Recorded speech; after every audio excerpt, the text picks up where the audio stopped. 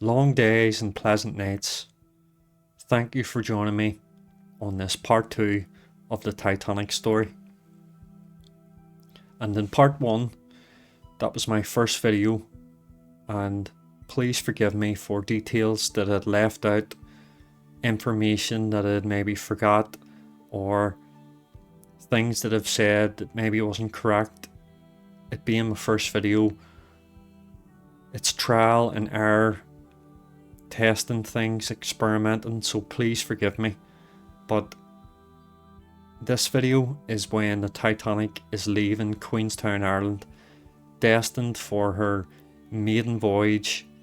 Her fate is sealed. This is when she is cruising towards infamy. Passengers on board with their dreams and ambitions, their goals in life. This is when all passengers were excited to make, and crew would have been very, very excited to make the maiden voyage, which truly begins now when she is leaving Southampton to Cherbourg to Queenstown. That was just collecting passengers, but right now, leaving Queenstown, Ireland is when the maiden voyage truly began. And this is when all passengers would have been settling down, getting into their rooms, getting their luggage fixed and sorted, getting ready to start off the day. And the Titanic would leave Queenstown, Ireland at roughly noon. The weather was clear, the seas were calm, and this is when the ship truly begins her maiden voyage, destined for the United States of America. And the journey would roughly take 6 days, and ships before this, 100 years ago, would have took months to reach America.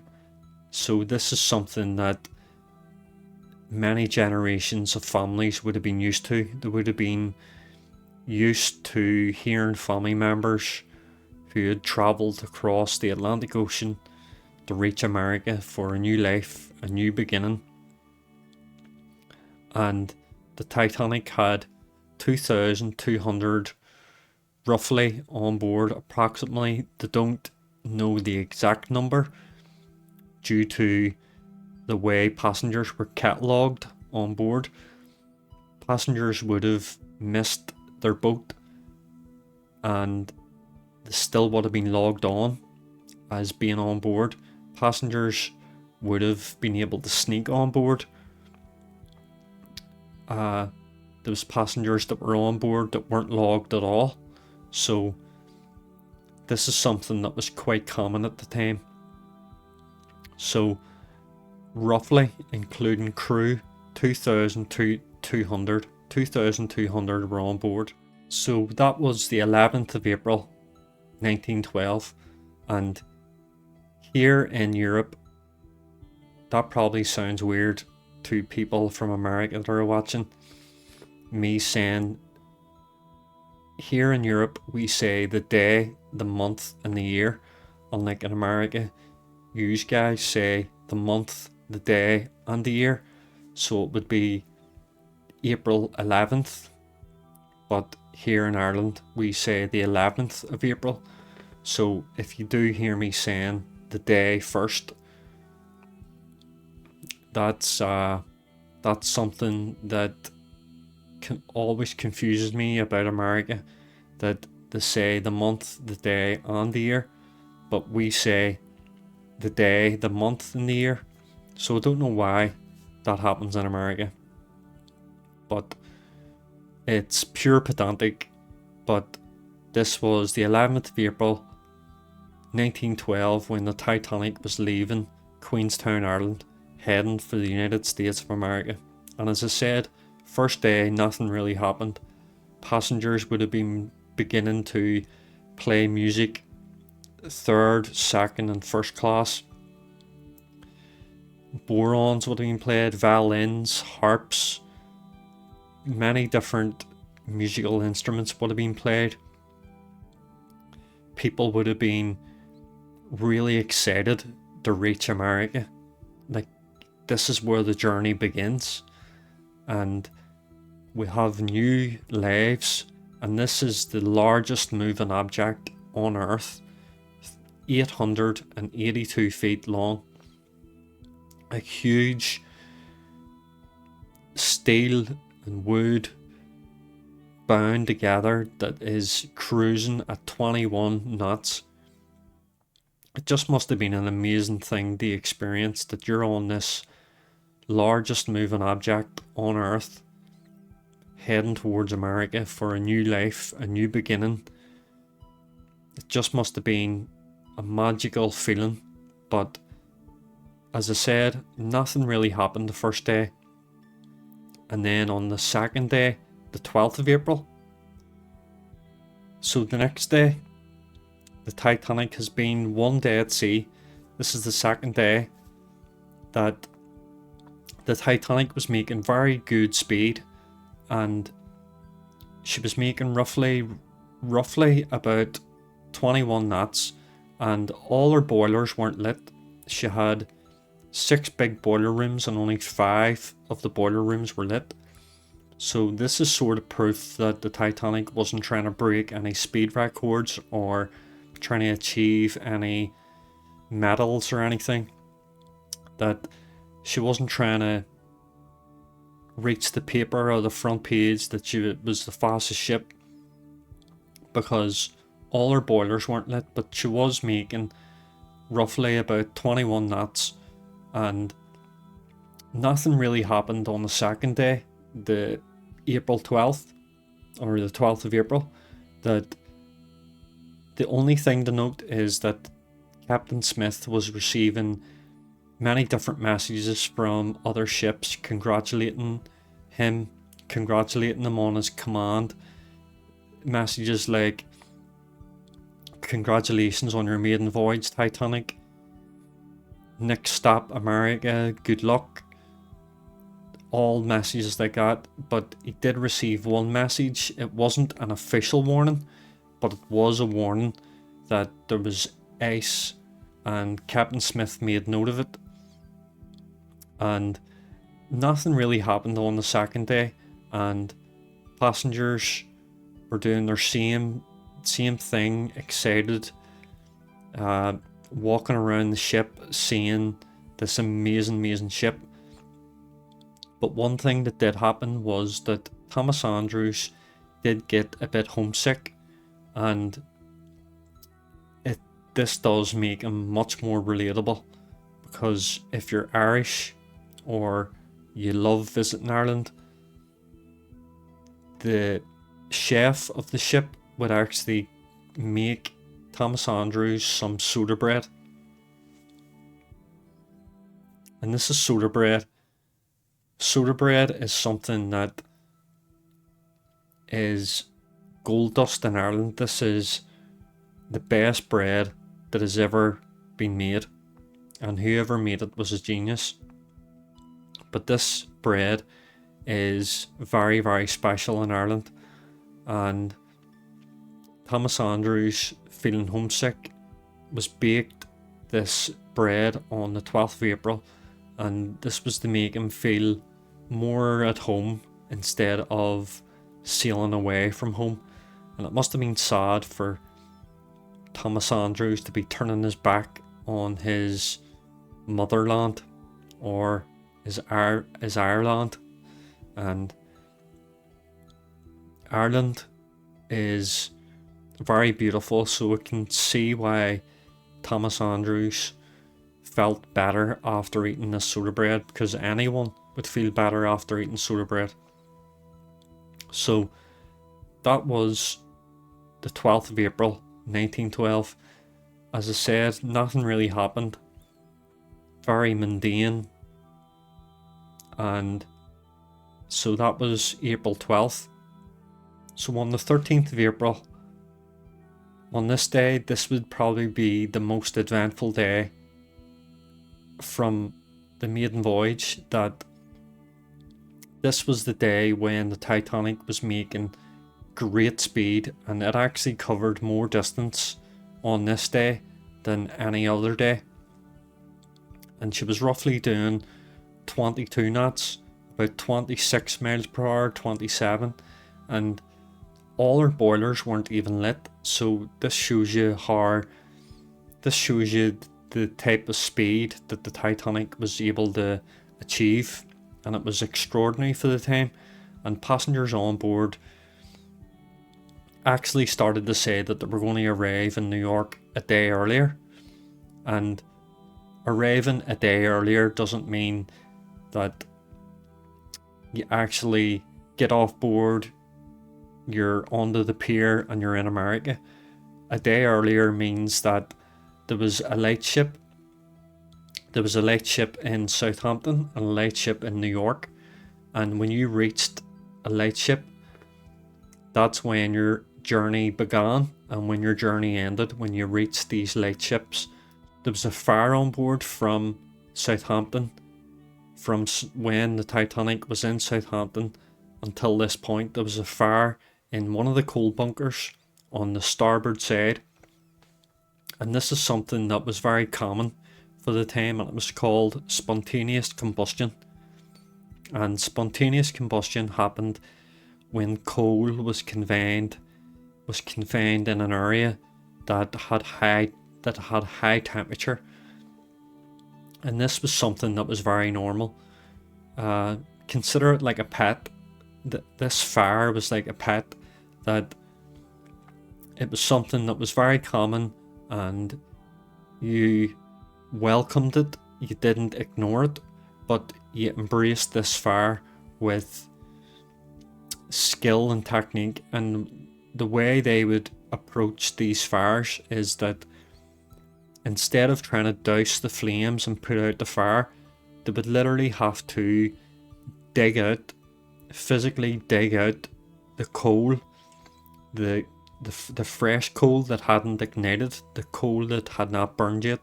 They would have to physically dig and lift coal from one bunker into another bunker and try to isolate the fire. So try to isolate the coal that is already ignited. So basically it was a huge task. It really was, that these men with muscle had to lift hundreds and hundreds of tons of coal, just breaking back types of work. And these fires were tackled in this way, and as I said, they were treated like a pet.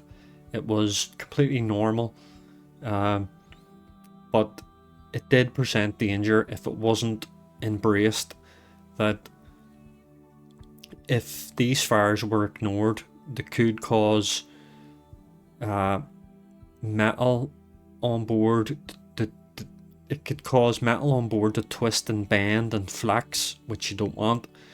And these fires were treated in this way, that you would have to dig out all the fresh coal and moved, and there was so much coal that was dug out from the starboard side and transported into the port side that there was a small list to port. And the passengers on board didn't even recognize this, but there was one passenger on board, and he was a teacher, and he actually said to one of the crew that there was a slight list on the ship. It wasn't even on the water, and the passengers didn't even know this, but this one guy did, and the crew would tell him, look, it was completely normal and safe, and he didn't raise any alarm, but he didn't notice it. And it's something that is just very interesting, that whoever this passenger was must have been very alert and had good awareness about him. So this was something that, as I said, was very common with ships. Fires were like pets. They were just normal. And it is crazy to think that, can you imagine like flying on a plane, and it was just common for a fire to break out. It sounds like such a dangerous thing to happen when you're on a vessel, but it was very, very common at the time.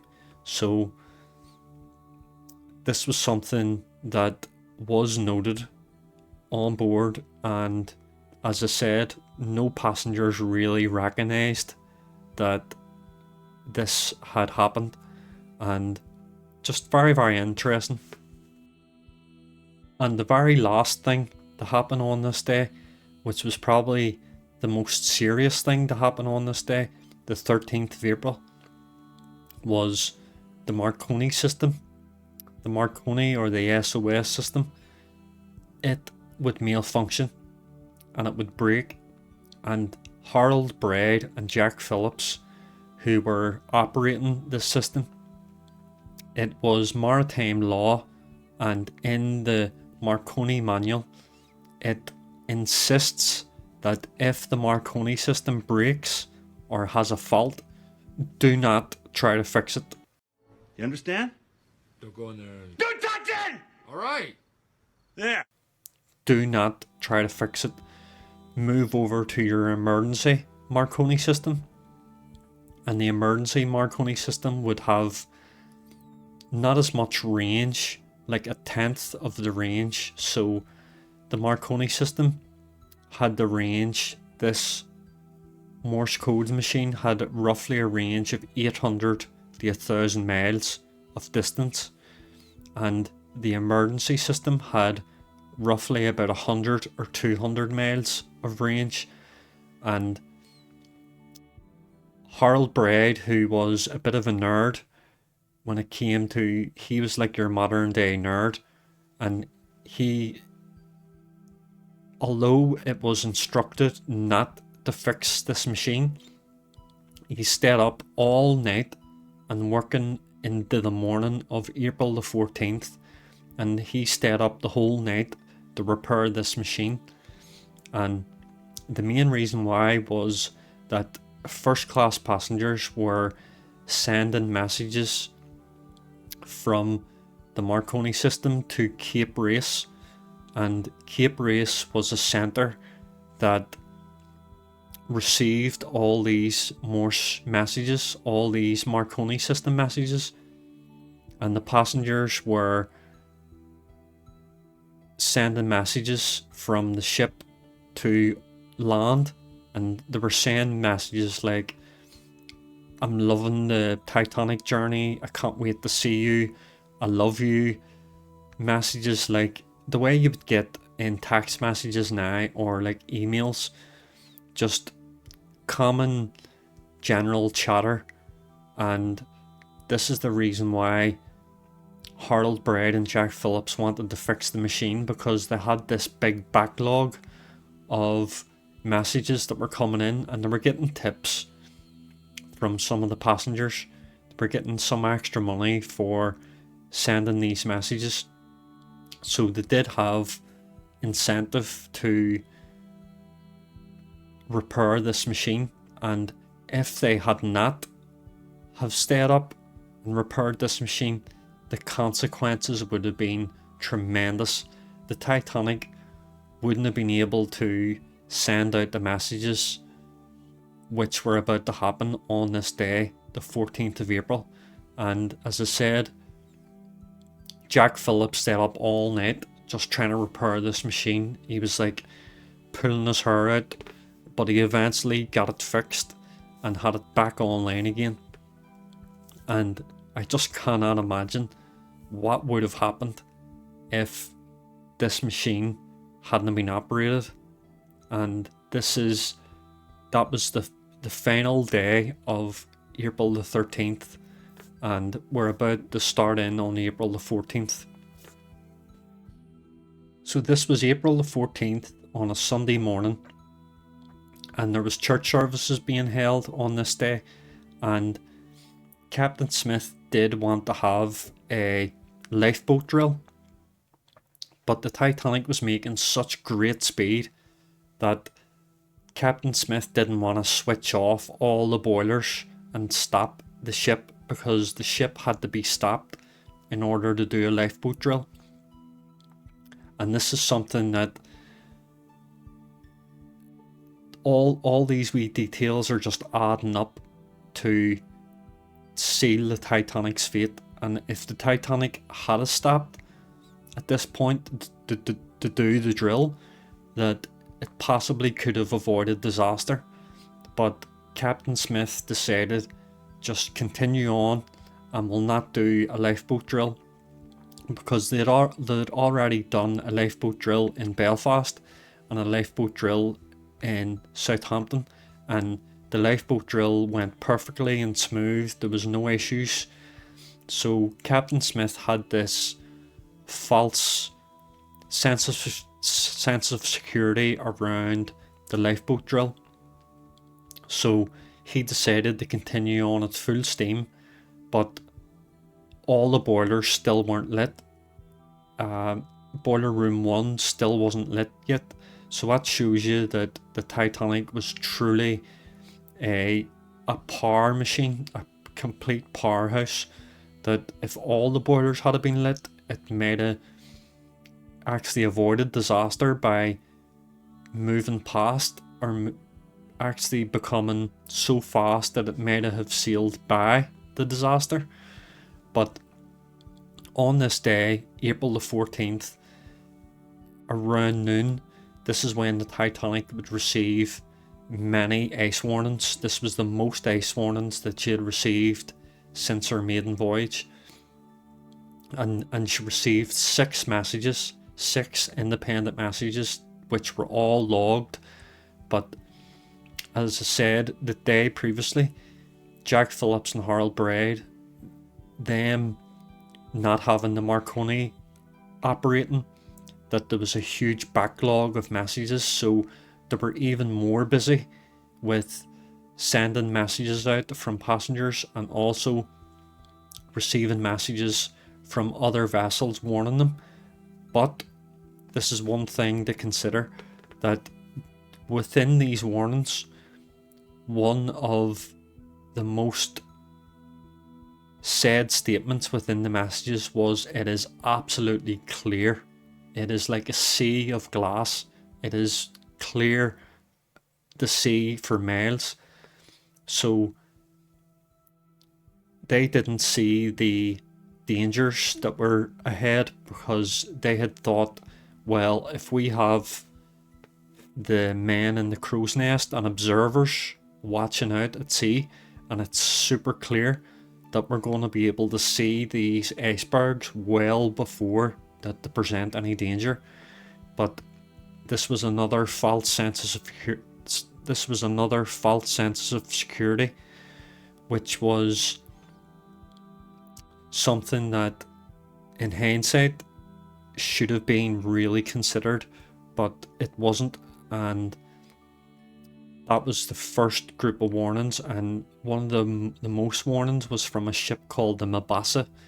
And the Mabasa would say that they had seen huge blocks of ice, huge growlers and actual icebergs that were floating in its path. And yeah, these were some of the ice warnings that were received. But Harold Braid and Jack Phillips were super busy sending messages out. And I just think if these passengers hadn't been so pedantic about sending these messages, that maybe the conversations between these other ships that were sending warnings, that there could have been more conversations had to actually measure out the types of danger. Like the Titanic could have asked more questions about this dangerous ice, but that was the ice warnings that were received on the morning or the afternoon on April the 14th. So later in the day, on the 14th of April, later on at night, Captain Smith would retire for the night, and he would speak to First Officer Lightoller, And this is where Captain Smith would ask Lightoller what the conditions were, what the weather was like, and Lightoller had said it was absolutely clear. They could see for miles that there was no bad weather. So from their perspective, if there was any danger, that they were able to see it. But Captain Smith would say if anything was to change, anything that would concern them, please to wake them up.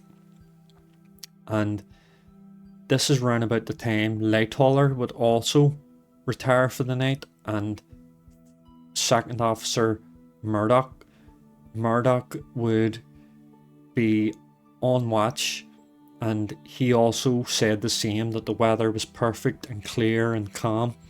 And from their perspective, if there was anything that was seen that was dangerous, they would be able to see it.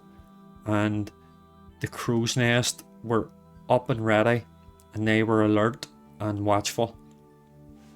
So with Murdoch on watch, and all the while Jack Phillips and Harold Braid had been trying to deal with all these backlogs of messages, sending these messages to Cape Race.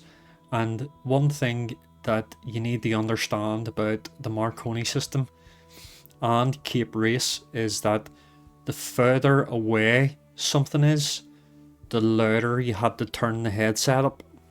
So when Jack Phillips and Harold Braid were sending messages to Cape Race, which is on the coast of America, that they had to turn their Marconi system up really, really high in order to hear Cape Race replying back. And at this moment, this is when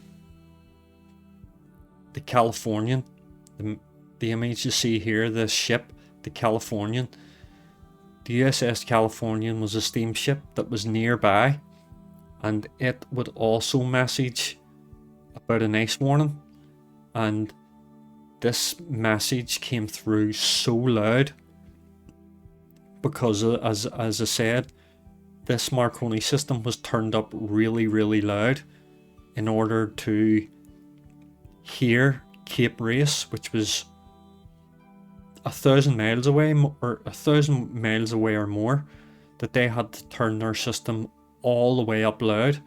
So because the steamship Californian, because she was so close to the Titanic, this message came through so loud that he ripped his headset off, and he was so angry.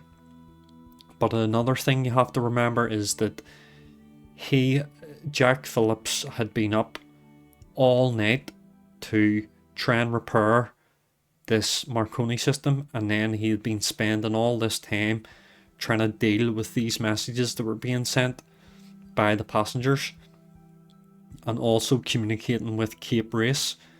And I do understand why he became so angry, and he actually told the Californian to shut up, I'm working Cape Race. And this is a huge mistake that was made, but it is very understandable why, because of the stress of being up, being awake, trying to repair this machine. He had literally been awake for, the estimate, 40 hours of being awake, sending these messages, trying to repair this machine. And I'm sure the guy on the Californian was like, trying to help you. Californian had stopped for the night because the ice was so bad that they had actually stopped and quit sailing. This is how bad the ice was. But if Jack Phillips and Harold Braid hadn't have been so busy in dealing with the passenger messages, this is when the warnings of the ice would have been illustrated and made absolutely clear that the ice is a massive danger. But as I said previously, the weather was clear and calm, so in their perspective they thought it's okay because we're going to be able to see the ice because it's so calm. At this moment in time, roughly 11:30, this is when the steamship Californian would retire for the night, and the Marconi operator on the Californian, he would go to bed and switch his machine off, and this would essentially cut off the communication that the Titanic had with any nearby ship, thus isolating the Titanic. So this is something that has made a lot of experts and fans of the Titanic story, if only the Californian had stayed awake for a little bit longer, it would have been able to hear what was about to happen.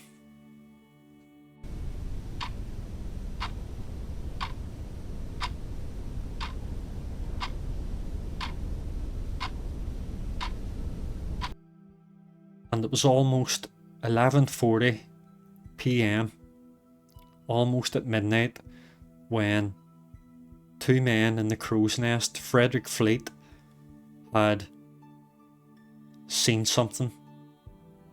And he seen something out on the horizon, and he didn't know what it was, but he could see this huge object floating. And Officer Murdoch, who was on duty at the time, he had heard the most terrifying sound that anyone wants to hear, and it was the ring of the bell, and Iceberg dead ahead, Iceberg dead ahead, and the bell would ring across the deck.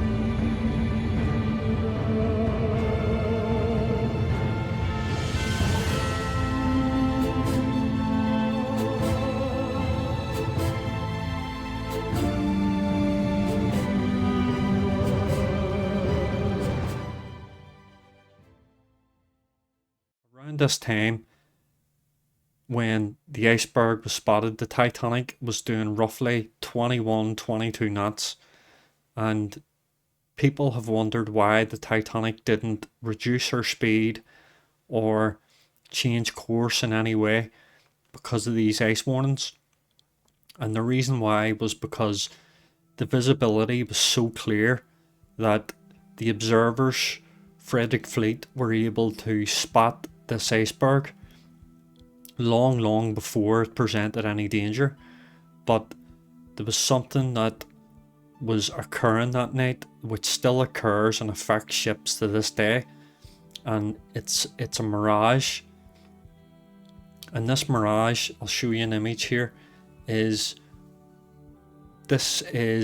called a false horizon. And false horizons are something that, as I said, still affects ships to this day. And back then in 1912 it was less understood and less observed, especially at night time. It was very hard. But this false horizon, it almost made the iceberg impossible to see, because this false horizon elevated the real horizon and the iceberg was being blocked, so you weren't able to see this huge object floating through the water before they were able to see it. They were only able to see it when they were right on top of it. Also to note that on this night that there was no moon. There was zero moon, and there's something that I found very interesting, and there's a thing called the moon calendar, and you can go in and select the date and find out was there a full moon on this day or on this date. And if you type in the night the Titanic sank, April the 14th, or when she struck the iceberg, that there was no moon on this night. So this moonless night, this would have made the iceberg even harder to spot, because if there was a full moon this night, the illumination would have actually helped highlight the iceberg that was just ahead of them long before they were able to see it. So this false horizon mixed with the moonless night and the refraction, which is how light behaves in certain temperatures, this is where it made the Titanic basically blind to see this huge block of ice that was just ahead of them. So with this warning from Frederick Fleet that an iceberg was dead ahead on the starboard side, an order was given by Officer Murdoch to turn to port, and this was to try and avoid this huge block of ice, and unfortunately it was too late. And as the iceberg became closer and closer, it started to come closer and closer and closer. The observers in the crow's nest, they actually were worried that there was no order given at all. It took the Titanic approximately 30 seconds to turn, and just to put that in perspective, if you are in your car or on a motorbike or anything and you go to turn, imagine you turn your steering wheel and it takes the car or the motorbike 30 seconds to turn. Like, that is the size and the scale of the Titanic of which we're talking about. That is the amount of weight that is able to turn. It's just like a train. When a train tries to stop, it takes like a couple of miles for the train to be able to stop. So it's just like that for the Titanic when it comes to turning and stopping, that it takes a great distance for this huge ship to be able to turn. But when the Titanic did start to turn and start to move, that they actually thought that they were able to miss it, that they were going to be able to steer out of the way, but it just about missed. And it's what's under the surface what really matters, and that's why icebergs are still used to this day as an allegory for that's just the tip of the iceberg, that we are just seeing what's above the surface and we can't really see what's below.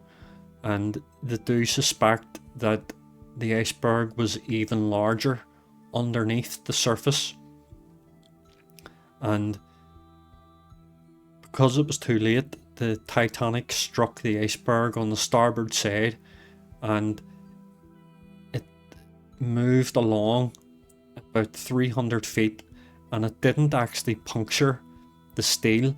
It actually rather made multiple dents, huge big dents in this layered steel, and within this layers that the water was able to make entry. There was many entry points made along the starboard side, and it was below the waterline. That's something that is very important to understand, that that the damage was done below the waterline. So when the Titanic did strike the iceberg, many people observed the Titanic on the starboard side. They looked over the side and they checked down and they couldn't see any damage at all. They couldn't see anything. It's because it was below the waterline, and this is something that wouldn't really be noticeable. And passengers on board, there was a couple of people that were on board that said this is so terrifying that when they looked out their porthole window, that they seen this huge object moved past their porthole window. And I'm just picturing that if the iceberg had an eye, that it's just like in Jurassic Park when you see the Tyrannosaurus Rex looking down and looking through the window.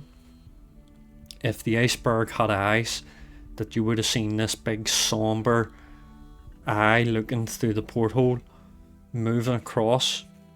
Absolutely terrifying seeing this big object move. So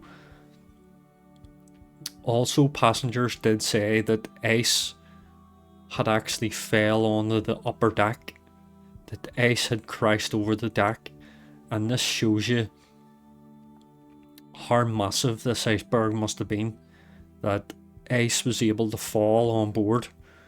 And other passengers who were in their cabins, they said that they had their portholes opened and ice actually came in the window when they were moving along trying to avoid this thing, that ice actually fell in. And this is like one of the worst ways that you can receive service. Like if you want ice for your drinks, can you imagine getting ice in that fashion? It would be the worst way to receive service. And this is something that must have been absolutely terrifying for the passengers, and many passengers said that they felt a jolt or a shake or a bump. Other passengers said it felt like that they had just came into the docks and the ship had just stopped, that there was like a jolt. Absolutely terrifying. Officer Murdoch had ordered all watertight doors to be shut and closed, and it almost seemed that the Titanic was going to be able to survive and cope with this disaster. But as I'll show you in this image here, that the bulkheads, or the watertight bulkheads, they went up the E deck, and these bulkheads were able to contain the water within a certain amount, and the first 4 compartments could be breached and the ship would still float.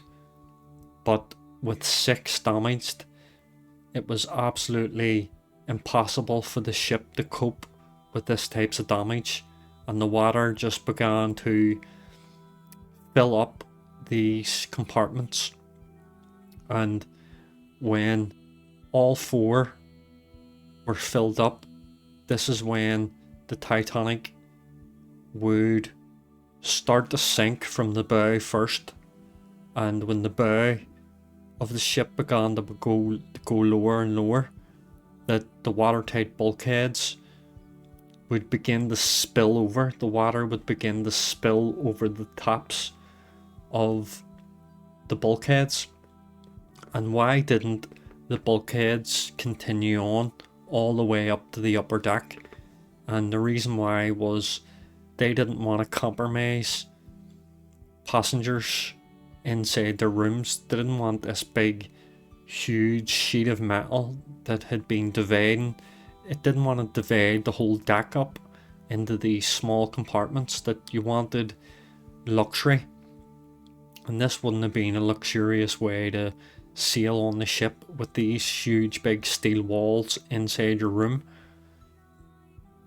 that's why these bulkheads only went up to a certain point.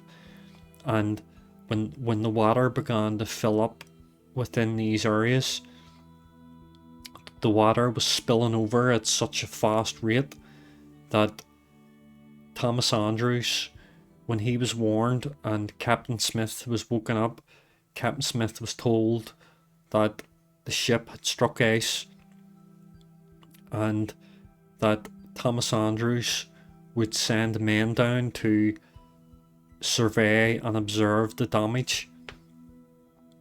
And when they went down to observe the mail rooms, the front of the ship actually wasn't where passengers stayed. It was mail and luggage and storage. So this area wasn't filled with passengers, so the passengers weren't really aware of the total damage just yet.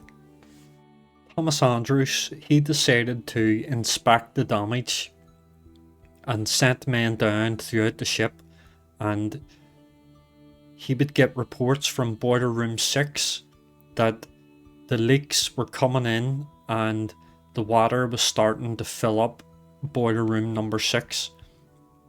And just in this image here, you can see when boiler room 6 began to fill up, this is when Thomas Andrews was aware that the ship was in a dire state, and no pun intended, but this is when it began to sink in that the Titanic was going to sink.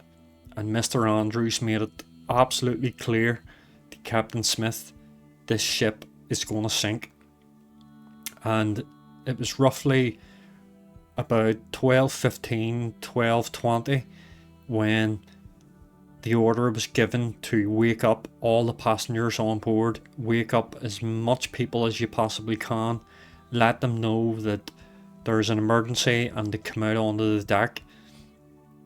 And this is when lots of the crew were beginning to go into emergency mode, and this presented another problem roughly about 12:30, because these boilers had been at full steam, that the boilers, because the boat was ordered to stop, these boilers would basically become a risk of exploding, that the only way to prevent these boilers from turning into huge bombs was that you needed to release steam from the chimneys or from these huge funnels, and the steam would be released, and this steam was let out at such a huge rate that the steam was so loud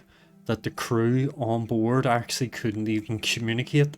They couldn't even hear each other. They had to shout as loud as possible in order to get commands out, to get orders heard, and communication was so difficult. So it was also around this time that Jack Phillips and Harold Bride were ordered to send out an emergency SOS, and this was roughly about 12:30, and the reason why it took, some people might say, why did it take so long for an emergency to be cast, and the reason why was Captain Smith and Thomas Andrews wanted to make sure that this was a state of emergency, that they didn't want to issue an SOS or a CQD, which was the standard practice of then, to send out a distress signal in an emergency. They didn't want to send out an emergency when it was something that they could handle or a situation that they could control, and this was the reason why the SOS was left for so long, because they wanted to make sure that this was a disaster. And it was around about this time, 12:30, that Harold Bride and Jack Phillips were sending out SOS messages. And as I said previously, the steamship Californian had turned off its machine for the night, and there was another ship called the Carpathia, and it also had turned off its machine.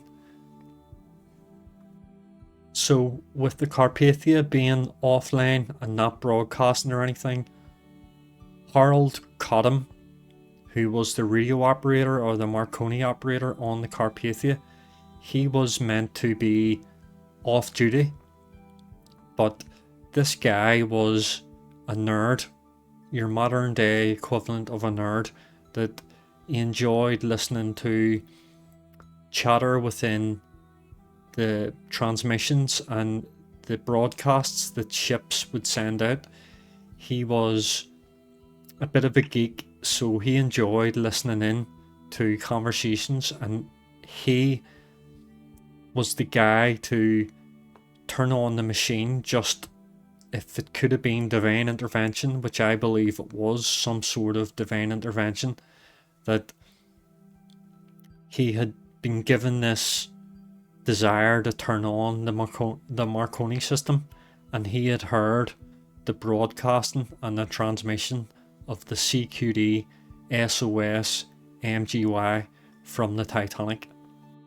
So when Harold Cottam had received these messages, he had said to the Titanic, is this an emergency? And there is an amazing video online called Titanic in Our Own Words, and you can actually read and translate the SOS messages between these ships. And the Titanic would say to Harold Cottam, yes, we're sinking, come at once, help, we're sinking. And Harold Cottam would then say, right, I'll go and tell my captain. So the captain of the Carpathia at the time, he was actually off duty and sleeping for the night. So this captain was laying in his bed, and the officers that were on duty that night, they were standing on the bridge just doing your normal what ships do at night time, and this Harold Cottam come running into the bridge to these on-duty officers, and they said, the Titanic's sinking, there's emergency, we need to help, And these officers literally laughed in his face.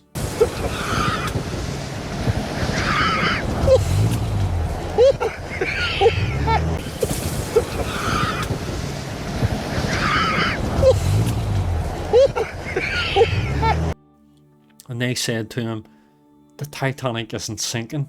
Are you joking? It's people joking around. And you see, at the time, the way people do now with online trolls and people doing memes and jokes, that this was something that people used to do back in the day. I know it's completely sick, but people used to do this, send fake messages across broadcasts and transmissions that there was an SOS, an emergency, even though there wasn't. And the officer said to Harold Cottam, this is what's happening, there's people trolling you, mate, this is a joke. And he said, no, it's not, this is the call sign MGOI, the Titanic. And the crew said to Harold Cottam, you're not waking the captain up, you're not waking him up, this is fake.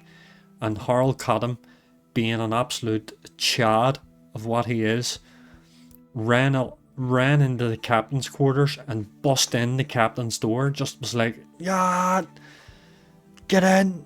And he ran into the captain's quarters, and the captain actually jumped up out of bed and said, what the hell are you doing in my captain's quarters?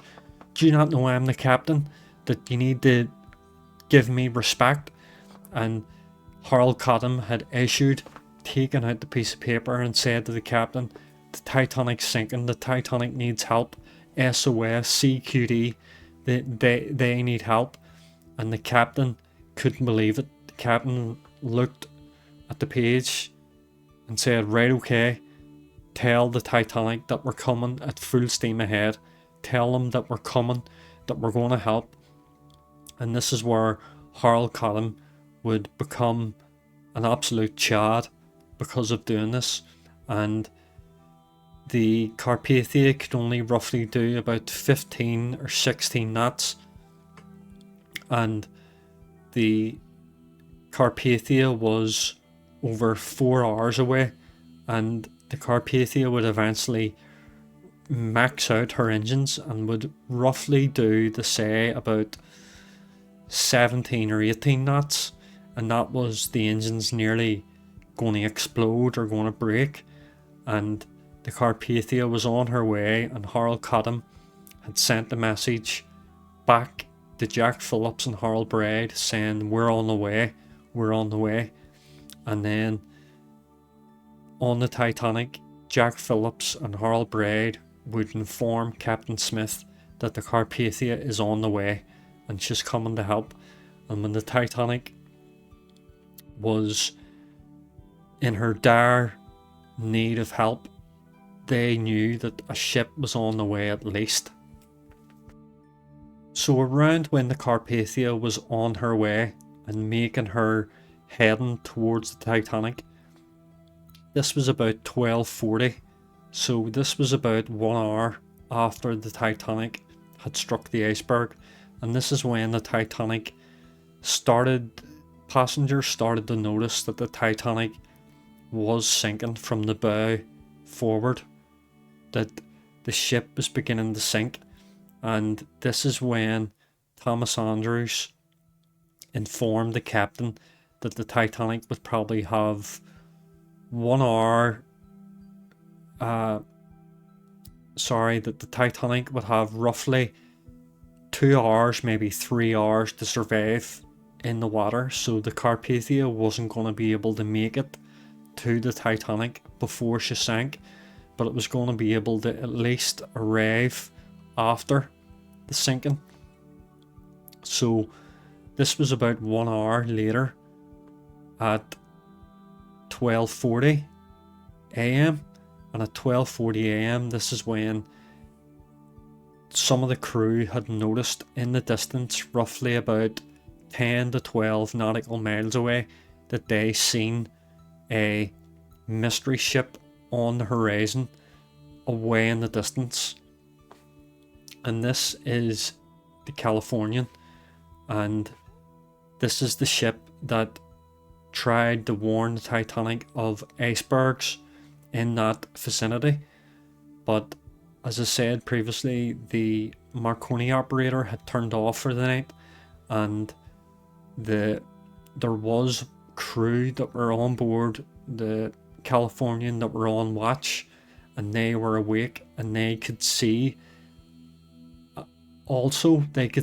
a mystery ship off in the distance, and that was the Titanic in distress.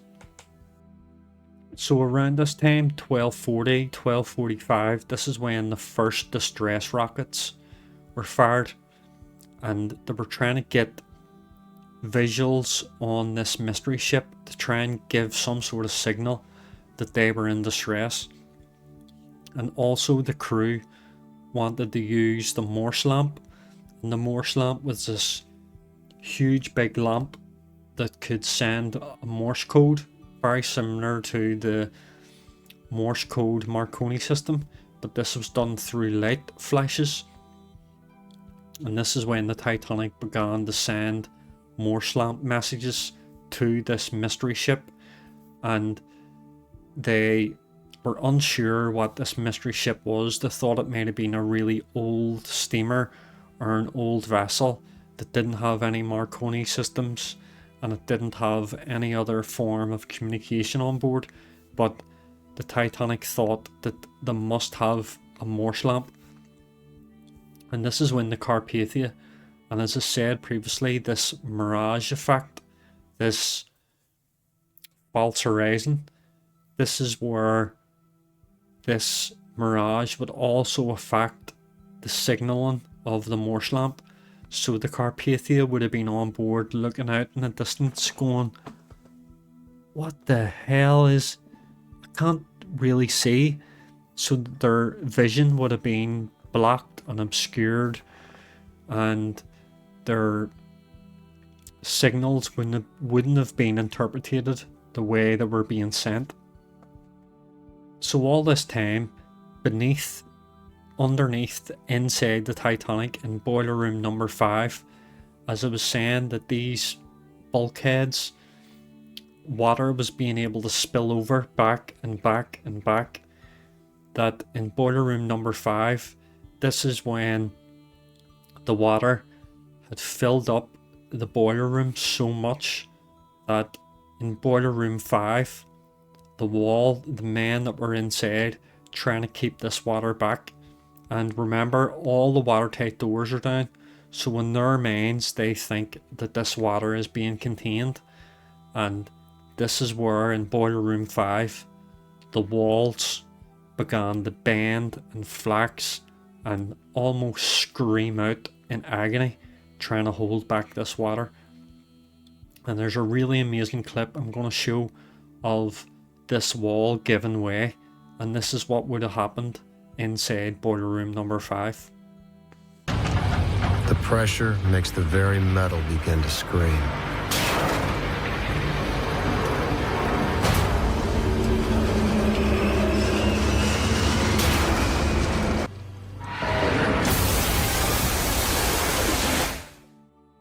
So when this wall collapsed, and absolutely tragic that these brave men were still committed and dedicated to their duty, that they stayed and fought to the very last, and all these men would be lost except for one man, and he was called Frederick Barrett, and he would make it up onto the deck and get it on the lifeboat. And the reason how he was able to get up is that there was ladders that were able to these ladders ran along the side of the wall and ran up onto the top of the ship. So he was able to get up and to inform the crew about how serious and how rapid that the Titanic was sinking, that this wall had collapsed. And this is the moment when the Titanic began to accelerate in her sinking. It was around 1:05 a.m. where Captain Smith had ordered Officer Murdoch and Officer Lightoller to control the evacuation of these lifeboats. And on each side of the ship there was lifeboats that were dedicated and could be swung out over the side of the ship, and these passengers could start to board these lifeboats. And Officer Murdoch, who was much more of a observant officer than Lightoller seemed to be a literal. He took things literally, unlike Murdoch could take things and interpret them in a better, clear way, because Captain Smith had ordered both men that the women and children first, and two men had interpreted these orders completely differently. Officer Murdoch, who I see as a legend, and he was misrepresented in the films, that Officer Murdoch, when he had heard women and children first, he literally taken that order as women and children first, and then if there's space, if there's room, then men can go in. Unlike Officer Lightoller, an image of him here, Lightoller, he interpreted these orders as women and children only, and it was only women and children. If you were a man and there was space, you can't get into your boat. And it is breathtaking to see that these two men had taken these orders completely differently. And just to make one thing clear, that, and it's a quite alarming fact, that more men survived the sinking from third class than the second class and first class combined. And that's something that isn't made clear in any of the films or anywhere else, that more men survived in the third class than the second class and first class combined. And yes, of course, it's because a lot of people think, yes, because there was more men in third class, but I think and I believe that this is all down to Murdoch. That Murdoch should be honoured and respected, and the way he is depicted in the films as shooting himself it's really, really sad that this is the way he was perceived in these films. And a lot of people probably still believe that this is what Murdoch done, and I don't believe he did. I believe he stayed fighting to the very last. And what is very strange is that even though Lightoller had ordered men and women only, that it would be Lightoller would be the one to survive the sinking, and Murdoch would be the one to go down with the ship. And I just found that even more disturbing, that this was a man who refused any man to get on board, but then he was able to get on.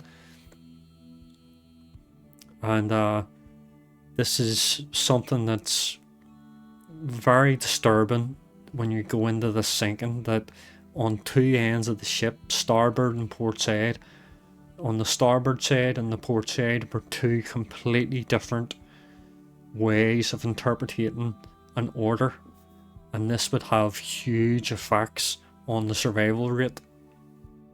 This first boat had the capacity of about 65 or 68 people, and this boat would only have 28 souls on board. 28. You're probably wondering, why was there only 28 people on board this first boat? And there was 20 boats in all, so you can just do a quick maths that there wasn't going to be enough boats for the passengers. But the reason why this first boat that was way under capacity was that the main reason why is that a lot of the passengers didn't really see the seriousness of the sinking. That some people thought that because this ship was deemed unsinkable, or that this ship was very, very safe and state of the art, that this ship was not going to sink. That in fact the ship would last hours and hours and hours, and then another passenger would come along and help, and another boat would come along and help. But this was one of the main reasons why. And one of the second reasons was that you need to remember, this is 12:40 AM. This is pitch black. Can you imagine getting into a boat and descending in the blackness, and here's this big, huge, warm boat that you're leaving, and you're having to sit on this wooden lifeboat with oars and very little blankets, and you're having to leave this huge big boat that actually doesn't even look like that it's sinking. Now the water was starting to get higher and higher from the bow. It was starting to make its way up, but it wasn't such a noticeable thing. And when they were making the film Titanic, that when the director James Cameron was making it, on set they had the Titanic at the same angle that it was at when it was sinking. And lots of the crew said that the angle, which was like a 20-degree list or a 20-degree from the bow, that after a certain amount of time they get so used to that angle that they actually didn't feel like they were on a 20-degree slope, that they thought that they were level, and that is the way they get used to it. And it's just something that I thought is very interesting, that this is a bit of evidence to say that maybe the passengers didn't really detect or see the danger because they get used to it.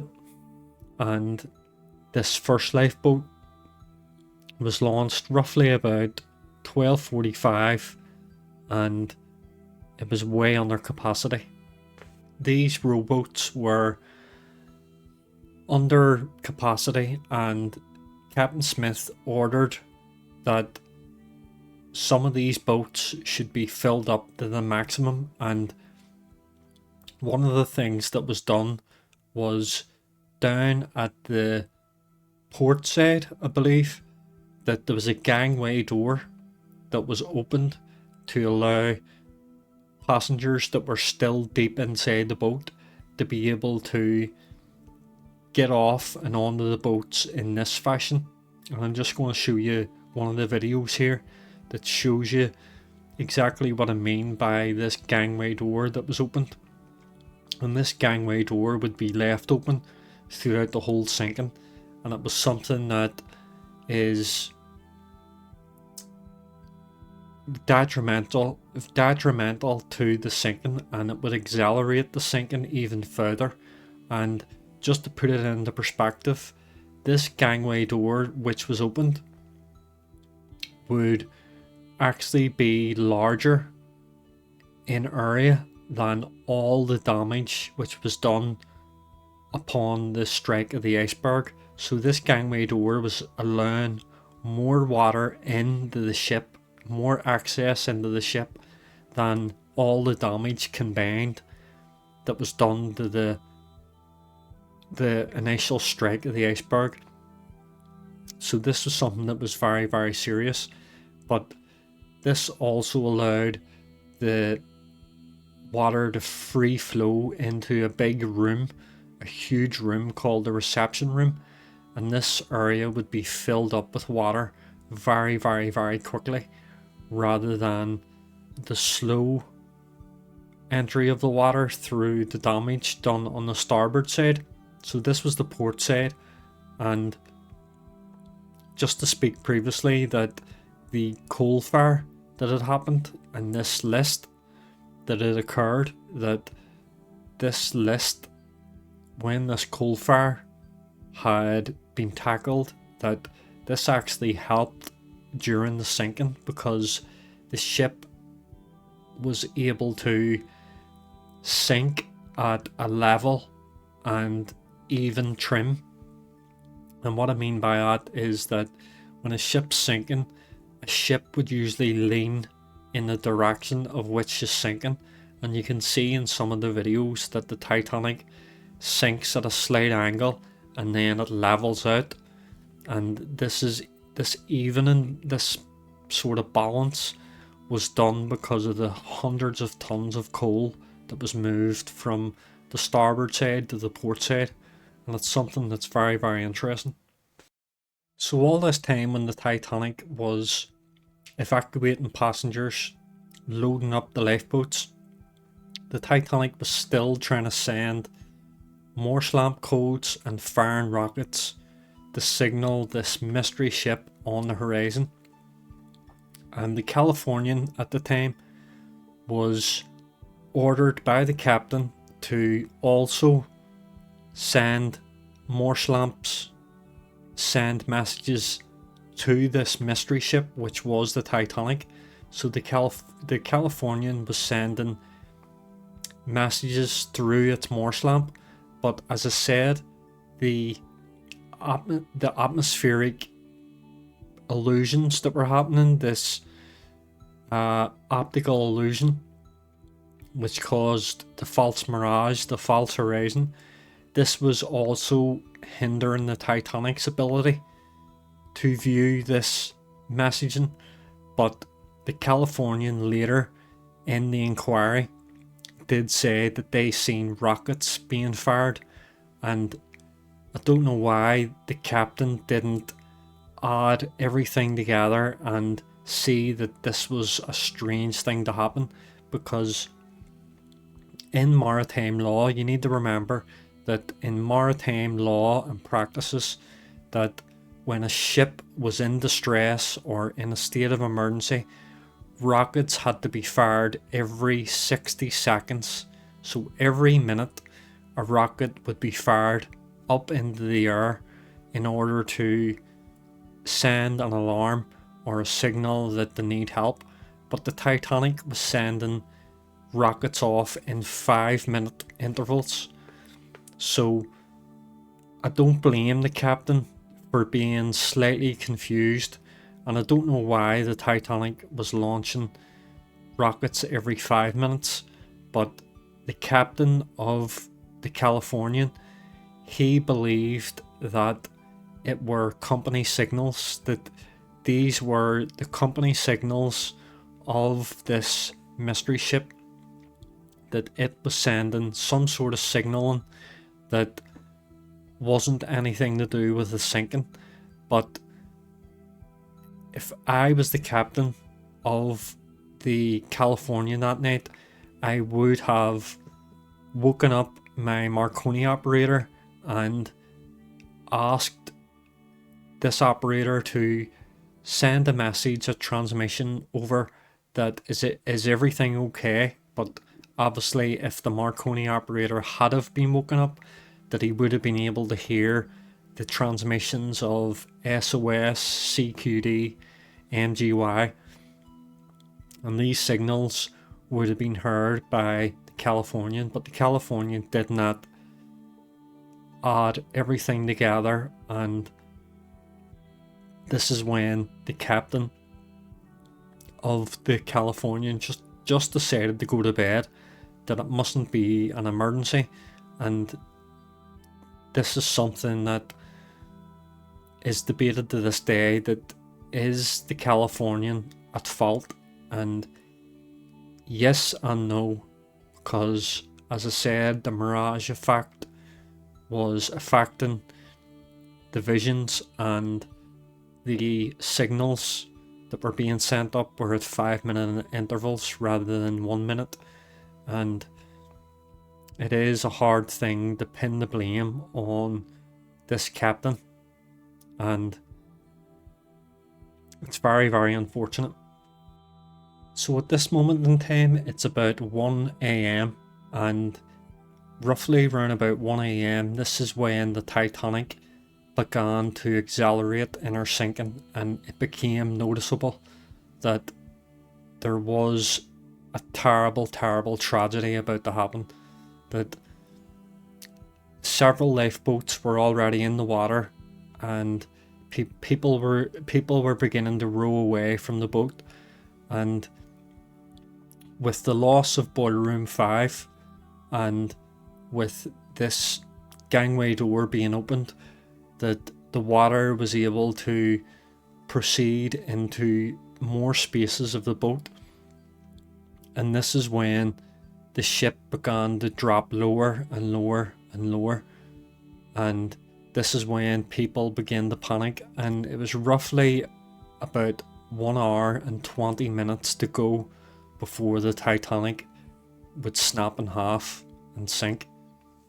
1:10 AM, 10 past 1, and the ship was beginning to accelerate faster and faster, and the water was just about to start flowing into the gangway door that was opened. And many passengers who were deep within the ship started to make their way up and flood the upper deck. And this is when Captain Smith knew that these people need to get off the boat as soon as possible.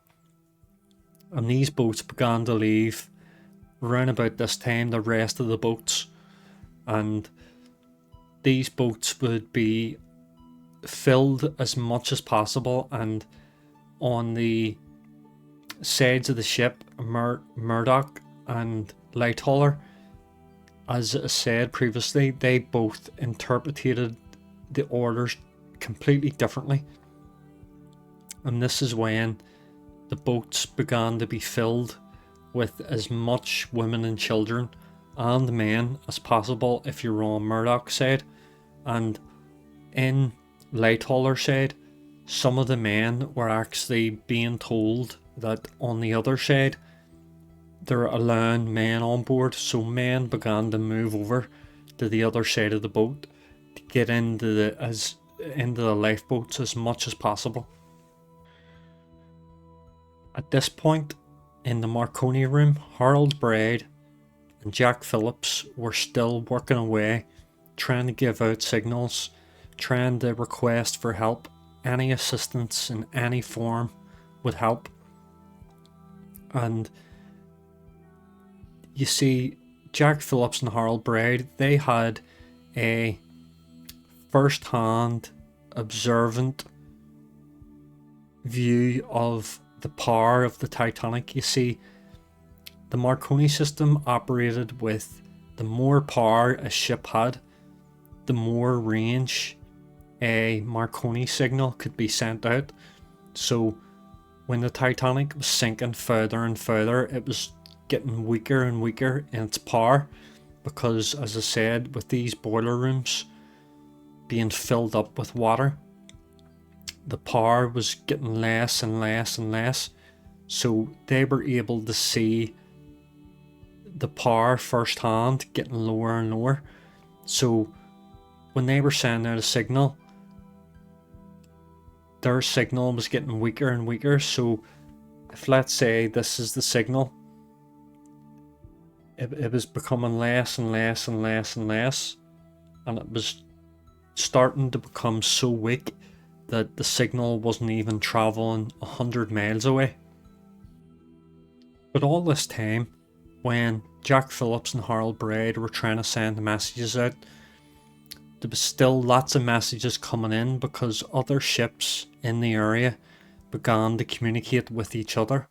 And this is when Jack Phillips began to nearly have a panic attack in listening to the transmissions. And there's an amazing video on YouTube called Titanic in Her Own Words, and it's whereby this video translates the Morse code messages, the dots and dashes, in the English language, and it just lets you know what was being said to the Titanic and what was being said to the other ships.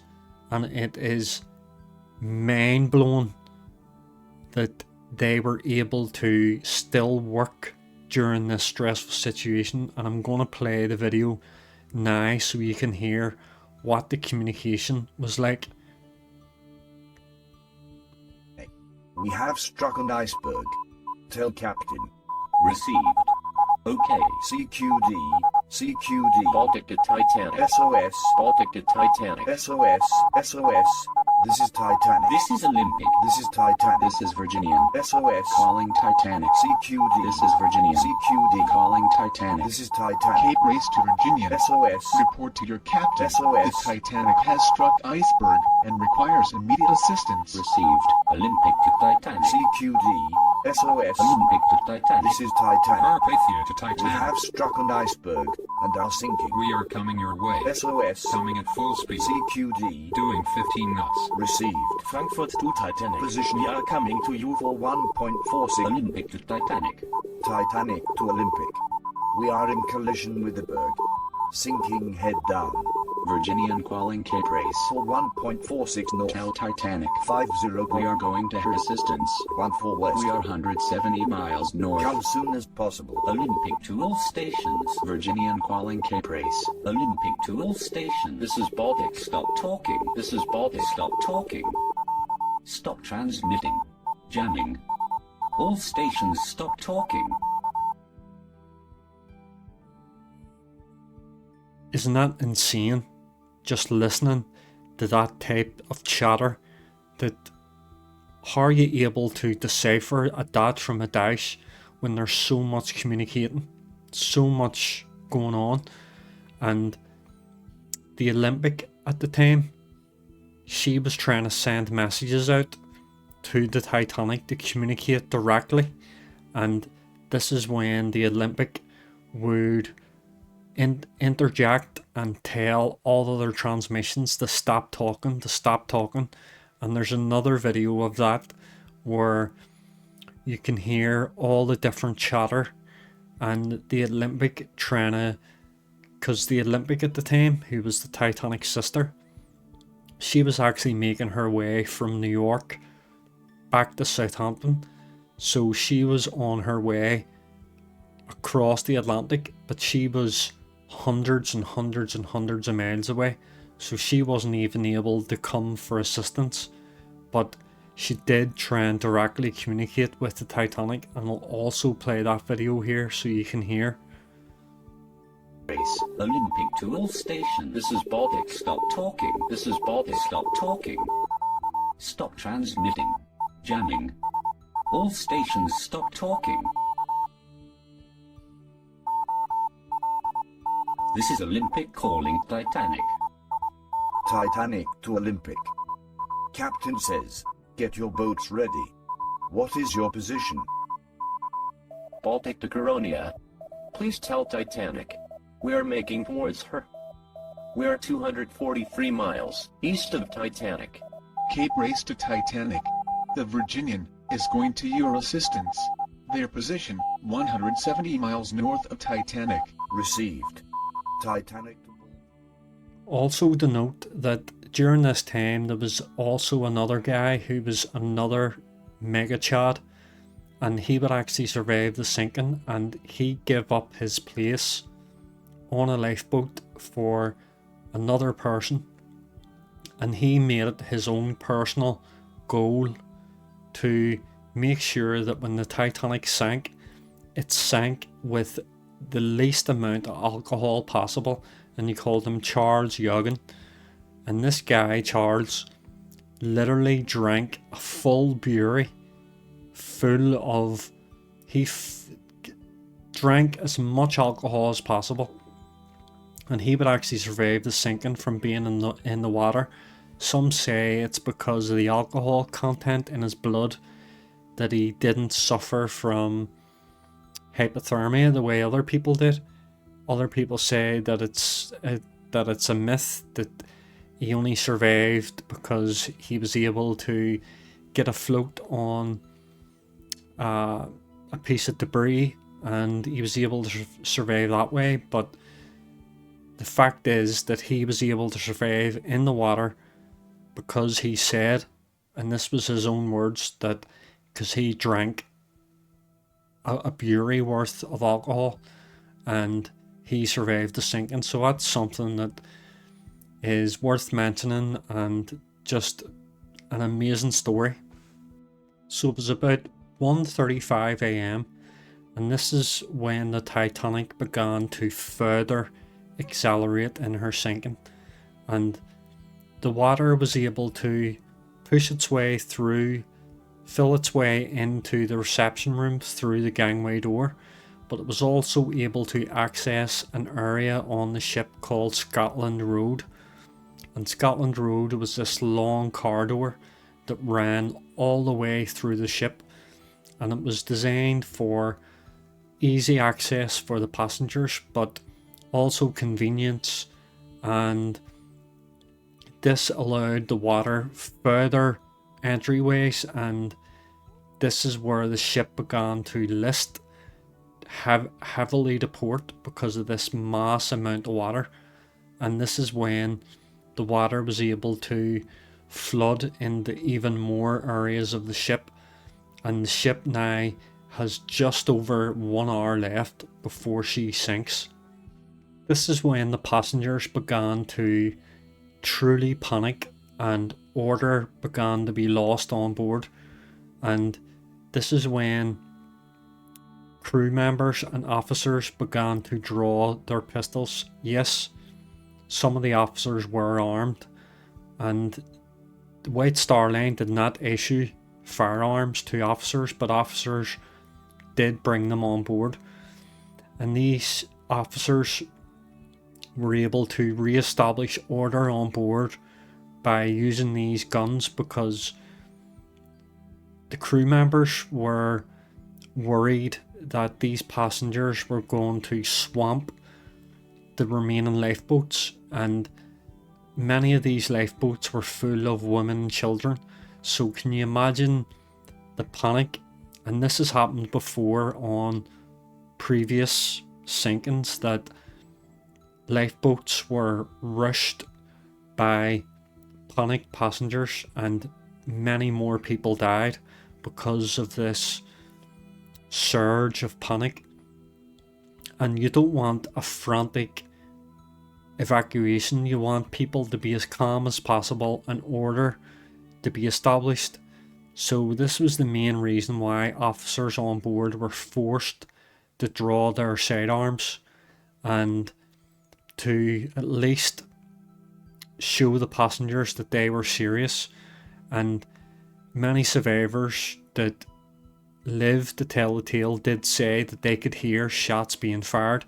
Now, I couldn't find any evidence to say the passengers were shot, but I wouldn't be surprised if passengers were in the result of lifeboats being surged by panicked passengers. So currently at this time, the last remaining lifeboats were being lowered into the water, with freezing cold passengers being lowered into the darkness. And at this point in the sinking, this is where the Titanic actually had more area that was underwater than the area that was above water. And this is when the Titanic truly began to rise and rise and rise out of the water. Its stern, its bow had lowered so much that the weight was lifting the stern or the back of the ship completely out of the water, and you were able to see the propeller blades that were actually being lifted out, and the engines in the Titanic were actually working like counterweights. These huge engines were located at the rear or the stern of the ship, closer to the back. So these ships were this ship was being counterbalanced by the water in the bow and the water that was trying to make its way up the ship. And just to really go deep into the ship, that at this stage the lights were actually still on, and down within the ship, these brave, dedicated heroes, unspoken heroes of the Titanic, they still maintained electrics, and they decided to stay and to fight to the very last to keep these lights on for the passengers. And see, if these lights had went out, there wouldn't have been a successful launching of all the lifeboats. Well, there's still lifeboats that are on, but these lifeboats are collapsible. There was 16 lifeboats and 4 collapsibles, so that was 20. And these lifeboats were located above where the crew were operating, so the crew weren't actually able to get access to these boats without sliding down oars and actually getting. I'll show you a video here of deep within the Titanic. That this video shows that deep within the Titanic, that there was areas that were not flooded yet, and these areas were still being manned and worked by these brave men who stayed to the very last to keep the lights on. And this is roughly just before the ship is about to break herself in half. The Titanic was able to launch 18 of the 20 lifeboats, and the last 2 remaining lifeboats literally had to be floated off the deck. That they weren't even able to launch these boats. They had to be floated off the deck. And this is where I believe personally that if the Titanic had enough lifeboats on board, they wouldn't have had enough time in order to launch these boats. But of course, it's better to have more lifeboats than not enough. So suppose when you look at it, there should have been more lifeboats, but if there was more, there wouldn't have been enough time to launch them. And you need to remember that these boats are physically tied down with these huge ropes, and they're tied with precise knots, and these knots aren't able to get out. Like, you can't untie these knots, like normal passengers can't untie these knots. You need to be a skilled worker in order to know which way to take these knots off. So these boats, let's say if the Titanic did have enough lifeboats, these boats wouldn't have been able to be loosened off and to be untied and untethered. And while this was sinking, while this boat was becoming absolutely clear that the ship was going to sink, this was around about 2 a.m. and the Titanic roughly had 20 minutes left before her final plunge. That 20 minutes before, Jack Phillips and Harold Braid in the Marconi room were still sending messages, or trying to send messages out to other vessels, and the power system, or the generator that was controlling the Marconi, was literally not sending out any signal. The signal became so weak that it was futile, absolutely pointless to be trying to send out messages. And this is where Jack Phillips and Harold Braid began to almost panic in their realization that they can do no more, that they felt a huge responsibility, that all these people on this boat they are responsible for getting messages out and to get transmissions out to other vessels to help. So they felt a huge responsibility, and this is when the last confirmed official sighting from Harold Braid and Jack Phillips, that they both seen Captain Smith coming into their quarters and issuing the last order for them to abandon ship and to it's every man for themselves.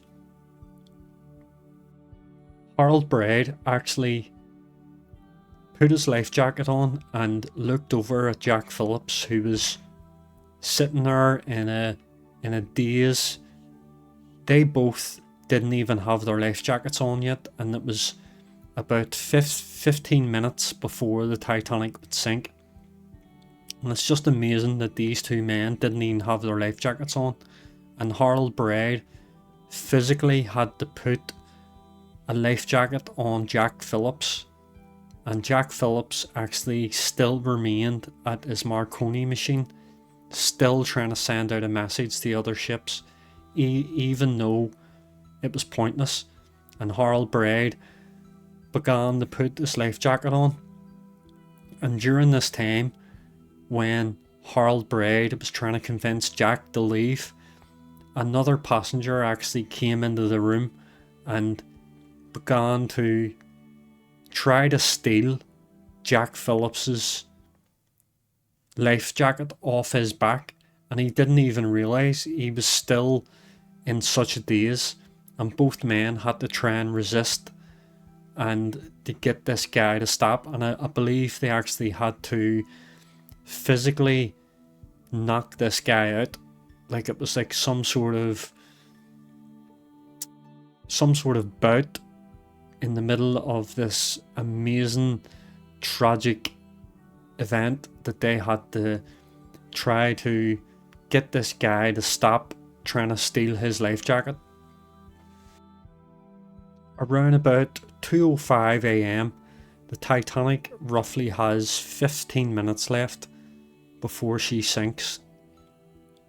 And most of the passengers literally have 5 minutes left to truly get off the boat. And at this late stage, at this dire stage, the boat still had electricity. That there was still electricity. So this only means one thing, that these brave men underneath, deep within the boat, still were so dedicated that they continued to shovel coal into these boilers to maintain electrical power. Just absolutely amazing and so commendable. So commendable. And this is the moment where the band were playing their music. And yes, the band did play music this whole time. And this is where passengers said they could hear the song "Near to God, Near my God to Thee." And absolutely amazing bravery that these band members were still playing music for passengers. And what dedicated service for these men. And these musicians weren't even White Star Line employees, so they were considered as passengers. They weren't considered as crew. So these men could have attempted to get off the boat, but they remained steadfast and they played music to the final minute. And so commendable. And "Near to God to Thee, Near my God to Thee" is a song that is, anytime I hear it, I do get goosebumps and chills, just thinking what this crew must have experienced. So brave. Jack Phillips and Harold Bride began to make their way towards the last lifeboat that was leaving. Try to get on board and save themselves. And they were both separated. Jack Phillips and Harold Bride get separated, and Harold Bride has an amazing story. That, can you remember the lifeboats that I said were actually tethered and tied up? That this lifeboat actually fell on top of Harold Bride, and this boat actually trapped him inside. The boat fell on top of him, upside down, and trapped him on the deck. And this rowing boat, these lifeboats are hundreds and hundreds and hundreds of pounds in weight. And this lifeboat trapped Harold Bride, and it was only until the water began to move up the deck and actually floated off him, and he was able to swim underneath and get himself freed.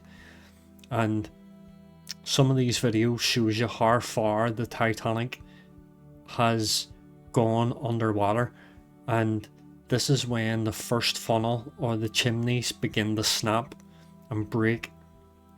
And there was eyewitnesses reported that there was a huge explosion, and this explosion could have been, some say that it's because of the boilers were still extremely hot from the days of traveling, that the water, when it reached down deep within the boilers, that there was a huge reaction, an explosion, and this caused a huge amount of sparks and flames to burst out.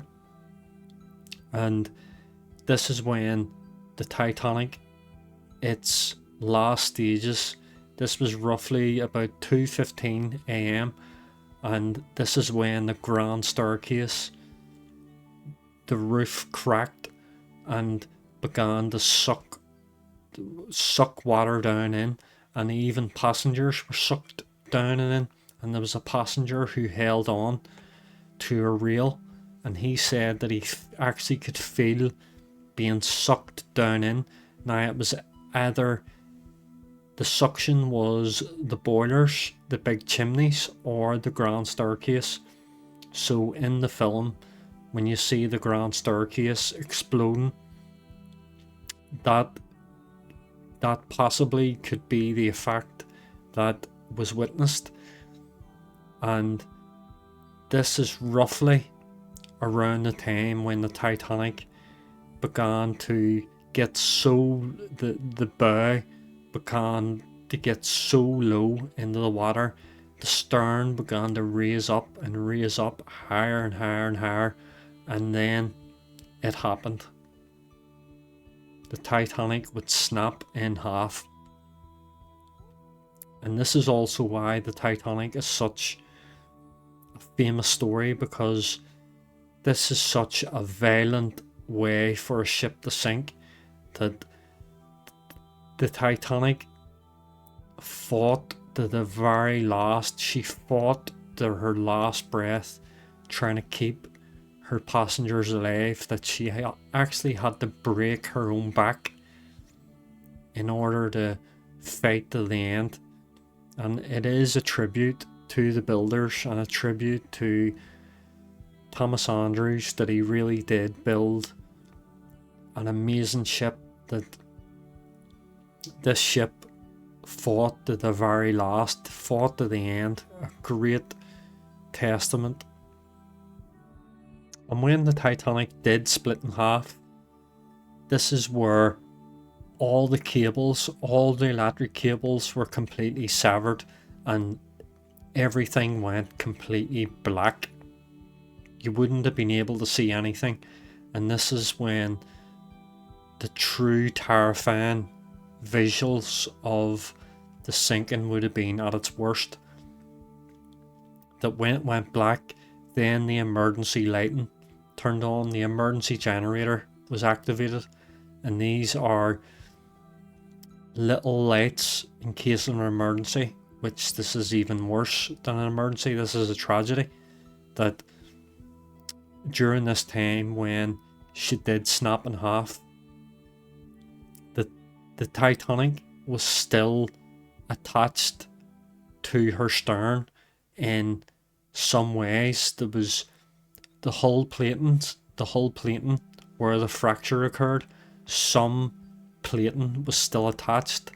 So when this breaking occurred, the bow actually pulled the stern slightly into the water, and when the separation fully occurred and the bow of the ship began to plummet, many of the passengers that were still on board on the stern, this is where they huddled together with their friends, their families, their relatives, their loved ones. A lot of the men who weren't able to get on board, this is where they were all together. And it's so sad that a lot of people actually felt, a lot of survivors who were on the lifeboats actually thought that the stern would actually float, that the stern was going to float, and it did actually stay there for a couple of minutes, and then the water began to enter into rooms, in the hallways, in the areas, and this is where the ship began to sink on its second stage, and the stern would get lower and lower and lower, and then finally plunge into the depths of the Atlantic Ocean. 1,500 people were now floating in the icy, freezing waters of the Atlantic in blackness, and the only thing that they had was each other. And it's absolutely tragic. A tragic story. And it does affect me still to this day, 100 years later, that just telling this story again. And I really do enjoy telling this story to many different people. I enjoy telling friends and family, and this is where many of the deaths would occur, in the freezing waters. And I have read some articles to say, and some reports from doctors to say, that many of the passengers didn't die of hypothermia. They actually died of heart attacks. That is how cold the water was.